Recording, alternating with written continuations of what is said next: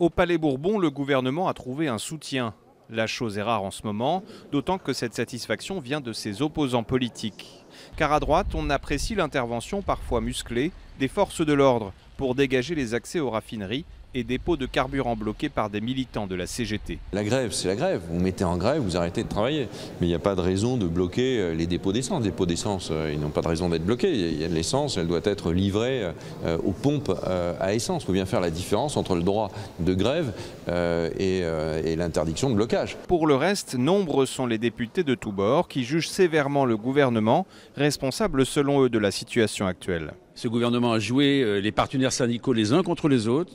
Ce gouvernement a voulu aller au clash avec une partie de sa majorité, avec les frondeurs en particulier. Ce gouvernement a voulu passer en force avec le 49-3 à l'Assemblée. Donc il ne faut pas s'étonner qu'on soit dans cette situation. On a à la tête de ce gouvernement des hommes qui, dans la campagne, nous parlaient de dialogue social et qui font exactement le contraire aujourd'hui. Le Parti communiste appelle même à amplifier la contestation. À l'Assemblée des députés PS, écologistes et Front de gauche promettent de réussir à faire passer en seconde lecture une motion de censure contre le gouvernement. Ce serait une première depuis 1962.